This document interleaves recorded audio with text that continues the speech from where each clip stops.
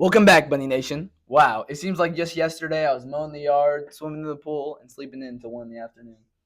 Yep, back to the old grind now. But I thought when we came back it'd look a little different, but everything's just how we left it. Wow, Blake, I can't believe we're already seniors. I guess we're unk now. Wow, it feels like yesterday we were freshmen. I didn't believe them when they said it'd go by in the blink of an eye.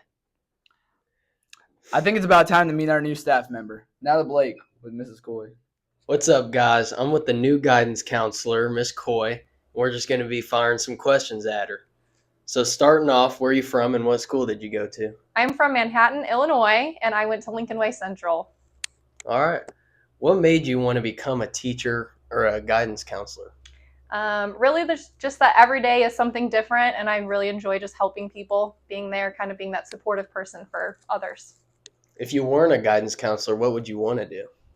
Ooh, let's see. I would do something that involved traveling. All right. What's your go-to karaoke song? Let's go, girls. If we had a teacher dodgeball game, who do you think would win? Let's see. I'm going to go with Miss Collins. What was your worst subject in school?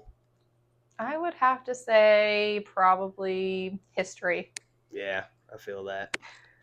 If you could ban one word from students' vocabulary, what would it be? I would ban a lot of them. Sigma. Yep. And then, do you have any hidden talents? Hidden talents. Oh, I used to be in tumbling, so I can do a backflip. All right. We might have to get that sometime. Maybe. Well, thank you. Thank you. Wow, what an awesome new guidance counselor. Now let's see what Mr. Watts has to say with Andrew and Hunter. I'm here with Mr. Watts. How are you doing today, Mr. Watts? I'm doing good. How are you doing, Hunter? I'm doing pretty good. Okay. So what do you teach here at Fisher? I teach business at Fisher, finance, accounting, and computer concepts. Okay. So what got you into teaching that? Well, I wanted to teach business over core curriculums because they were more interesting. I thought I would have more engaged classrooms, but I just love working with kids. Yeah. And after working for adults for many years in finance, I decided I wanted to give that knowledge to the students. Okay. And what were you doing before teaching? Before teaching, I spent 7 years in finance. So I was a financial advisor, a bank teller, everything in between. And then I started volunteering all over the world. I went from Africa to Asia to Australia, just volunteering while I went and got my credentials to be a teacher. Awesome. You traveled all around the world. How did you find this small town in Illinois? Well, I'm from Southern Illinois. I went to a small school, Woodlawn. We graduated about 40 kids a year. So from going to small schools and small churches, I wanted to stay in that realm of small classrooms, and Fisher was one of those opportunities that just presented itself to me, and the team took me on board. Did you play any sports in high school? I did. I played Scholar Bowl. I played track. I ran track. I played football and basketball. Okay. You teach business. Have you ever had any businesses of your own? Yes, I've had a few. I started a clothing company when I was your age. And then after high school, I had a cleaning company that was a success.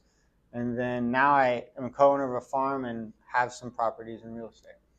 Okay. If you have any advice for someone starting a business, what would it be?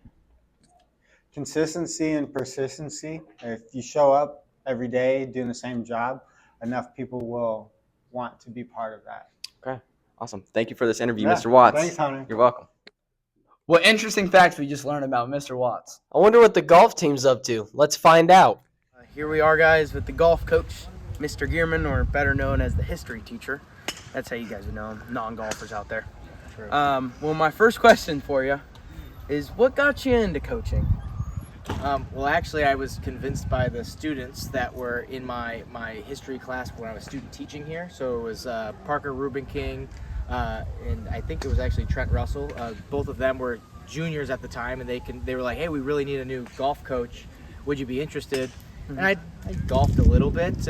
Wasn't like super into golf as actually like a player, but they convinced me, and I took the job. preparation. What do you do to get ready, like before a round? Like get ready to coach us. Usually it's making sure everyone's kind of in a good mental headspace, I think is usually first and foremost with golf. I feel like if you're not in a good mental headspace, then the round's just probably not going to go good. So I feel like bus rides to meets are pretty important, making sure everyone's kind of has a goal in mind, and also is a lot of times people are kind of scared of the course we might be going to, like, oh, it's going to be really difficult today, and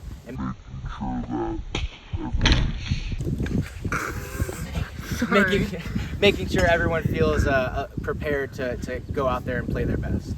What do you do in your off time other than golf?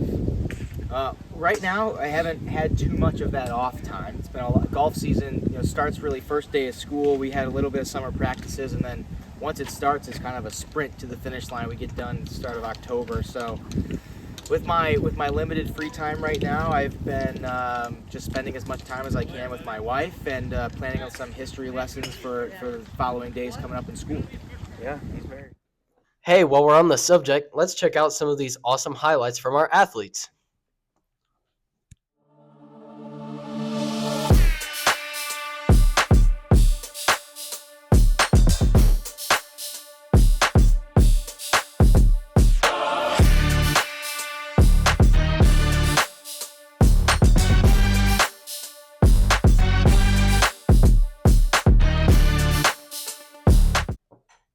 Wow, what a start to the 2025-2026 school year. Tune in next time for our homecoming recap. This is Landon and Blake signing off. Gang, gang, 6, 7, I don't know.